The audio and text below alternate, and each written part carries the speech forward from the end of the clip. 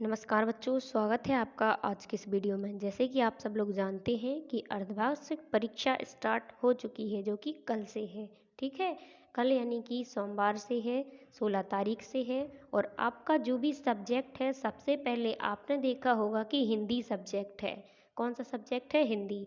तो आप जैसे कि देख सकते हैं, अगर चैनल पर नए हो तो अभी के अभी जाके चैनल को सब्सक्राइब करें, वीडियो को लाइक करें, कमेंट करें और बिना कट के वीडियो को अंत तक ज़रूर देखें।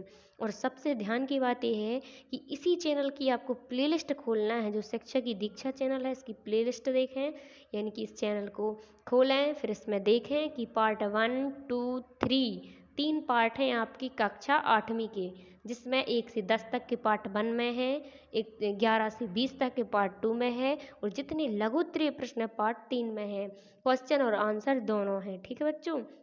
और अगर आप बिल्कुल भी सीरियस इस पेपर को सीरियसली लें, ठीक है, बिल्कुल सीरियस लें, क्योंकि ये पेपर इसी में से आपके क्वेश्चन आंसर आने वाले। मजाक में तो बिल्कुल ना लें, क्योंकि आप पछताओगे।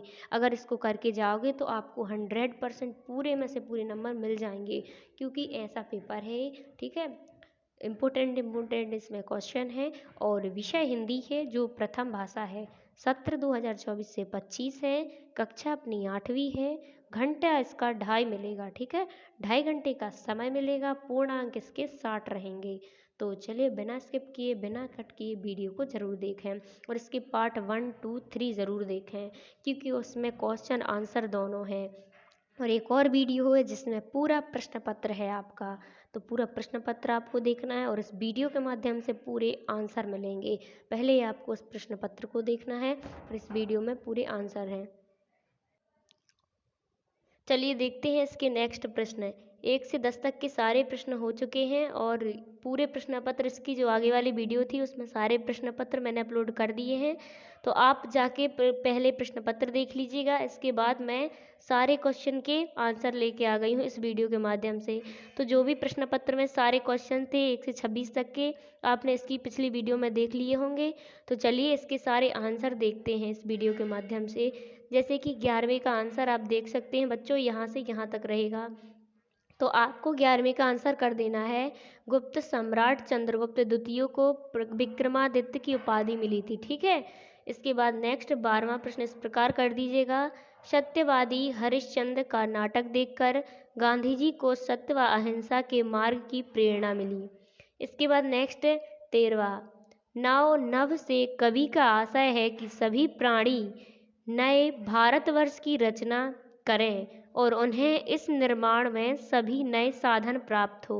इसके बाद 14वें प्रश्न का आंसर आप शिवपुर सिद्धराम कोमकाली लिख सकते हैं। इसके बाद 15वां प्रश्न है, इसका आंसर क्या हो जाएगा? पटना शहर का पुराना नाम पाटलिपुत्र था। इसके बाद 16वें प्रश्न में स्वतंत्रता इस प्रकार लिखना है आपको, शुद्ध वर्तनी इसकी स्वतंत्रता हो जाएगी। इसके बाद 17वां प्रश्न है, तो 17वें प्रश्न में आप इस प्रकार लिख सकते हैं इसका आंसर। दक्षिण अफ्रीका में गांधी को भारतीयों पर भेदभाव का सामना करना पड़ा। आरंभ में उसे प्रथम श्रेणी कोच की वैध टिकट होने के बाद तीसरी श्रेणी के डिब्बे में जाने से इनकार करने के लिए ट्रेन से बाहर फेंक दिया गया। पायदान पर शेष यात्रा करते हुए एक यूरोपियन यात्री के अंदर आने के लिए उसे चालक द्वारा पिटाई भी झेलनी पड़ी थी। ठीक है, इसके बाद नेक्स्ट प्रश्न देखते हैं बच्चों, प्रश्न नंबर 18वां। तो रैदास की, इसका प्रश्न का उत्तर रहेगा 18वें प्रश्न का। रैदास की भक्ति दास्य भाव की है। उदाहरण, जात न पूछो साधु की, पूछ लीजिए ज्ञान, मोल करो तरवर के, फल की नहीं वान। तो इस प्रकार 18वें प्रश्न का उत्तर लिख दीजिएगा। नेक्स्ट रहेगा प्रश्न नंबर 19वां। इसका आंसर क्या हो जाएगा? श्रीधर पाठक की रचना सांध्य अटन में दी गई पंक्ति, नर्मदा चाहे कितनी मरमर करे वह मरती नहीं, नर्मदा के दूध धारा पर सटीक बैठती है। देख सकते हैं बच्चों, 19वां प्रश्न कंप्लीट हो चुका है। इसके बाद नेक्स्ट रहेगा प्रश्न नंबर 20, जिसमें क्या है? वन रक्षा, वन संवर्धन एवं वन्य प्राणी की रक्षा में उत्कृष्ट कार्य हेतु वर्ष 2011 तक निम्नानुसार पुरस्कार प्रदान किए गए हैं। ठीक है, इस प्रकार बच्चों 20वें प्रश्न का आंसर हो चुका है। चलिए 21वें प्रश्न में आंसर है, इसमें एप्लीकेशन लिखनी थी, तो जैसे कि लिख सकते हैं, सेवा में प्रधान अध्यापक महोदय, विद्यालय का नाम लिखना है, जो भी स्थान है उसमें स्थान लिखना है, दिनांक लिखना है, विषय लिखना है, स्थानांतरण प्रमाण पत्र हेतु प्रार्थना पत्र। ठीक है, फिर महोदय करके क्या लिखना है, मैं आपसे विनम्रता पूर्वक निवेदन करती हूँ।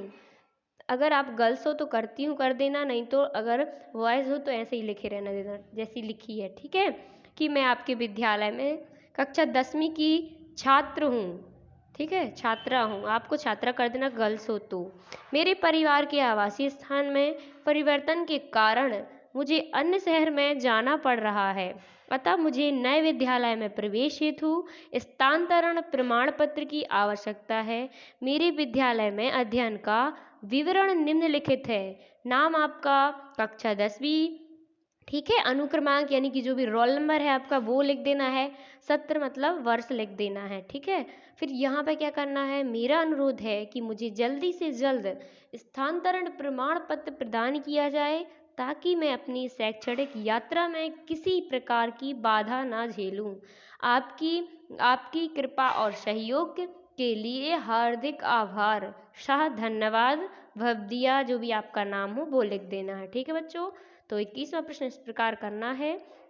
और 22वां प्रश्न, पहाड़ टूट जाने मुहावरे का अर्थ है बहुत बड़ी विपत्ति आना, और वाक्य में प्रयोग इस प्रकार करना है कि कंपनी की दिवालिया होने की खबर सुनकर मालिक के ऊपर पहाड़ टूट पड़ा।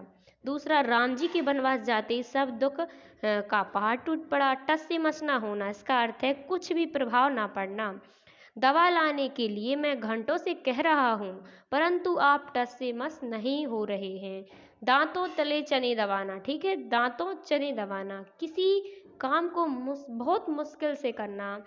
सुरेश को बैडमिंटन में हराकर लोहे के चने चबाने के समान है। जो सुरेश है उसको बैडमिंटन में हराना लोहे के चने चबाने के समान है।